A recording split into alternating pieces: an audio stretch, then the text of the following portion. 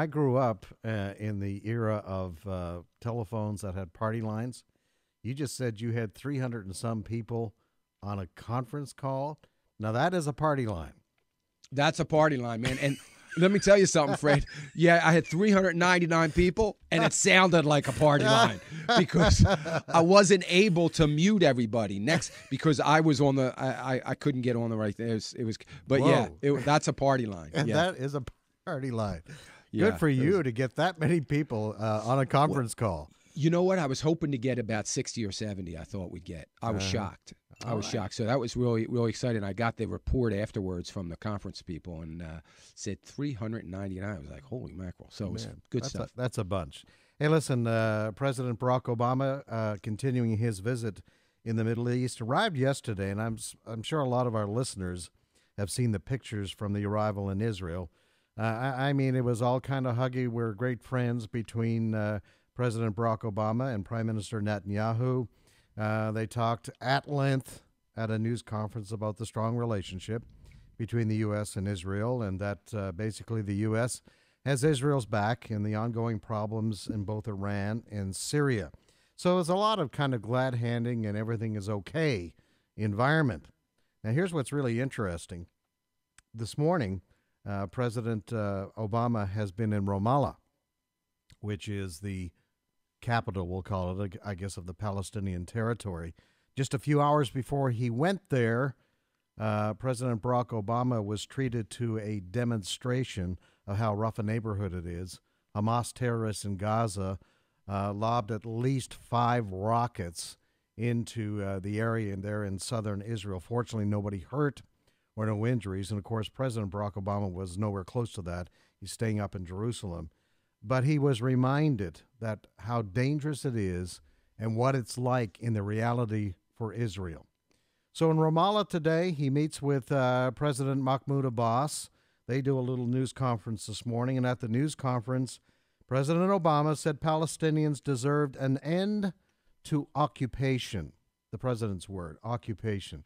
And here we go again, Dan. We're just reminded that our politicians are all either they're willfully ignorant or they're avoiding history. There is no occupation by Israel there. That is a word that the United Nations and other liberals like to use. Israel owns that land, is the bottom line.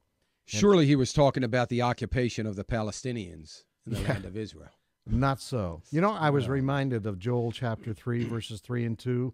For behold, in those days and in that time, when I shall bring the captives of Judah and Jerusalem, I will also gather all nations and will bring them down into the valley of Jehoshaphat, and will plead with them there for my people and for my heritage Israel, whom they have scattered among the nations and parted my land. We've had so much talk, both from Republican presidents and Democrat presidents, about a two-state solution. No. God is not going to allow it. Number one, the Palestinians don't want a two-state solution. We know that.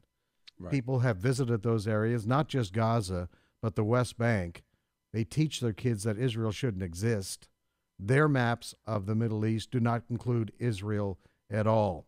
So that's why I wonder sometimes how presidents of the United States, advocates of this two-state solution, can actually keep a straight face, because they're intelligent people. The Palestinians do not want a two-state solution. They want it all, and they don't want Israel to exist. But the visit's going to continue today. Later on today, President Barack Obama will be talking to a group of about 1,000 young Israelis. Now, you might think that these young Israelis might be the new breed of Israelis, if you want to call them more liberal, because quite often in the demographics in this country, young people are regarded as being more liberal in their philosophy. But there was a very interesting story I was reading this morning. This generation of Israelis are actually more conservative and are actually taking the lead and arguing against a two-state solution. Once again, they've grown up in the neighborhood. And unlike even some of the older people in Israel who still believe that if we just give the Palestinians a little bit more, they'll be nice to us, these young people are saying, no, It ain't going to work, this two-state solution, because they know the Palestinians don't want it. So it's going to be very, very interesting when he speaks to that group of Israeli youth a little bit later on today. All right, we are preparing for two big days at the United States Supreme Court next week. On Tuesday, the United States Supreme Court will hear arguments to dismiss Proposition 8 in California, which said marriage is only between a man and a woman. And then on Wednesday, we're going to hear the challenge by the Obama administration to get rid of the Defense of Marriage Act. Just these are so important cases for the future of this country, Dan. And what's really interesting is that the court is split. We know ideologically is split. It is possible that the future of the legal definition of marriage in this country is going to come down to one man, and that is Justice Kennedy. Do you know, I was around here in 2003, 10 years ago, when the Supreme Court took the Lawrence v. Texas case. And that was the case dealing with what they did was struck down the sodomy laws in Texas. Right. It was Justice Kennedy who voted with the left, saying that the sodomy laws should be extinguished.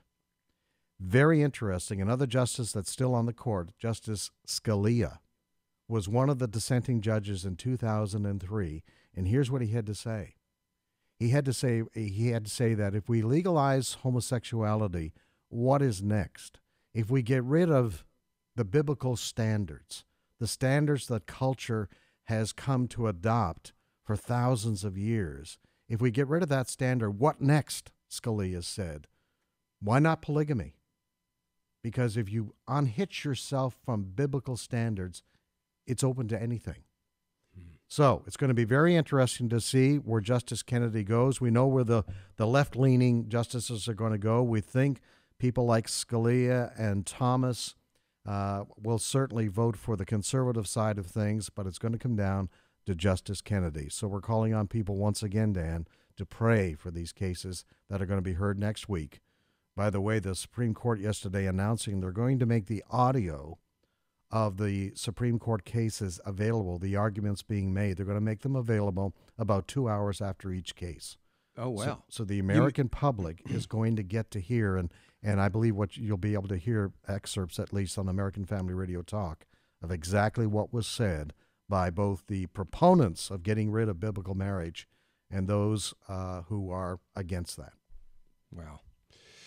You know, that is if we don't, we got to get on our knees, folks, this weekend and through Tuesday, and just pray God's hand in this, and God's hand's going to be in it one way or another. But you know, it is just amazing to me that it's come down to.